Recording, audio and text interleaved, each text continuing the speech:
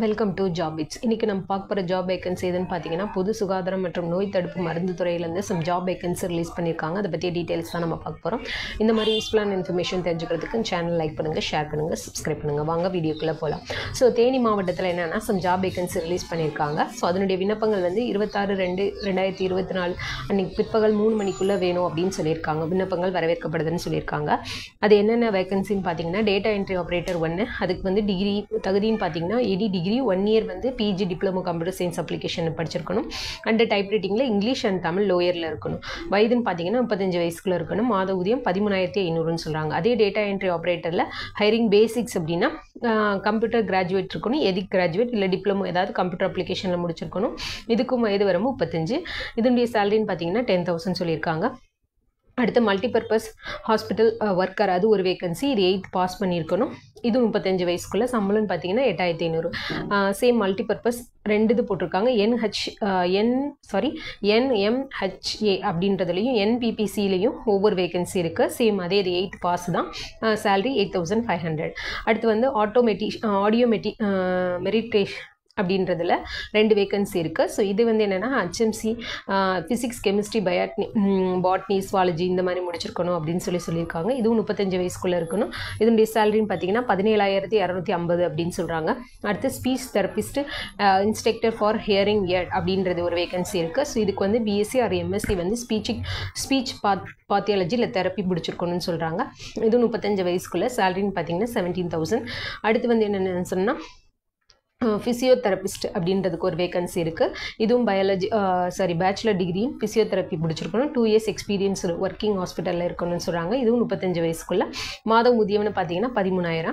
அடுத்து hospital quality மேனேஜருக்கு ஒரு வேகன்சி. இதுவும் மாஸ்டர் இன் ஹாஸ்பிட்டல் அட்மினிஸ்ட்ரேஷன் வந்து முடிச்சிருக்கணும்னு சொல்கிறாங்க. அடுத்து இதனுடைய சேலரி வந்து 60,000 சொல்கிறாங்க. அடுத்து டிஸ்பென்சர் டெய்லி வர்சஸ், அது வந்து 5 வேகன்சி இருக்குது. டிப்ளமோ இன் ஃபார்மசி இல்லை சித்தா, ஆயுர்வேதா எதுவாக இருந்தாலும் சரி. ஒரு நாளைக்கு வந்து 750 சம்பளம் சொல்கிறாங்க. அடுத்து வந்து மல்டிபர்பஸ் ஒர்க் ஆயுஷில் வந்து 2 வேகன்சி இருக்குது. 8th pass. இது 35 வயசுக்குள்ளே இருக்கணும். 4 ஒன்றுக்கு வந்து 300 சம்பளம் சொல்கிறாங்க.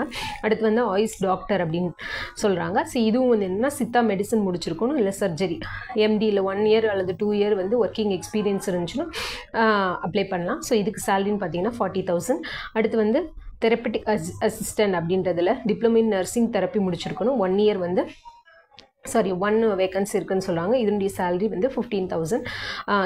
அதே தெரப்பிஸ்டில் அசிஸ்டண்ட்டில் ஃபீமேலுக்கு வந்து மேலுக்கு ஒரு வேகன்சி, ஃபீமேலுக்கு ஒரு வேகன்சி இருக்குது. சேம் சேலரி தான்.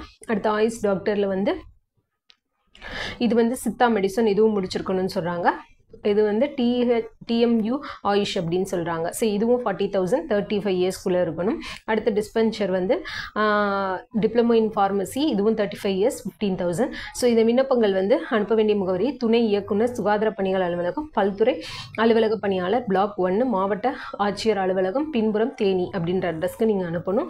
ஸோ இந்த பூர்த்தி செய்த விண்ணப்பங்கள் எல்லாமே வந்து கீழ்கட்டதில் வந்து 26/2/2024 3 மணிக்குள்ளே நேர்லையோ இல்லை தபாலையோ கொடுக்கலாம். ஸோ அதோட எதுனா கல்வி தகுதி, உங்களுடைய சான்றிதழ், மதிப்பெண் சான்றிதழ், உங்களுடைய இடிப்பித சான்றிதழ், ஏதாவது சிறப்பு தகுதி இருந்துச்சுன்னா இல்லை எக்ஸ்ட்ரா கரிக்குலர் ஏதாவது இருந்துச்சுன்னா அந்த சர்டிஃபிகேட் இருக்கணும். ஜாதி சான்றிதழ், இது எல்லாமே அதுக்கு நீங்கள் அப்ளை பண்ணணும். இது நேரில் வந்து அவங்க வந்து கொடுத்து தபால் மூலியமாகவும் தெரிவிக்கலாம், நேர்லையும் போய் அது அவங்களுக்கு அந்த விண்ணப்பங்களை சமர்ப்பிக்கலாம்னு சொல்கிறாங்க.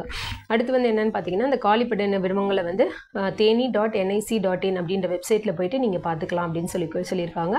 இது வந்து செல்ஃப் அட்டாச்சு நகலும் இணைச்சிருக்கணும்னு சொல்கிறாங்க. இது வந்து முற்றிலும் தற்காலிகமானது அப்படின்னு சொல்லியிருக்காங்க. ஸோ இதனுடைய விண்ணப்பம் பார்த்தீங்கன்னா கீழே டிஸ்கிரிப்ஷனில் கொடுத்துருக்கோம். ஸோ இதில் நீங்கள் ஃபில் பண்ணி என்னென்ன சர்டிஃபிகேட் அட்டாச் பண்ணி நீங்கள் உங்களுடைய இதை வந்து சொன்ன அட்ரஸில் கொண்டு போய் நீங்கள் சமர்ப்பிக்கணும். ஸோ இந்த மாதிரி யூஸ்ஃபுல்லான இன்ஃபர்மேஷன் தெரிஞ்சதுக்கு இந்த சேனலை லைக் பண்ணுங்கள், ஷேர் பண்ணுங்கள், சப்ஸ்கிரைப் பண்ணுங்கள். தேங்க்யூ.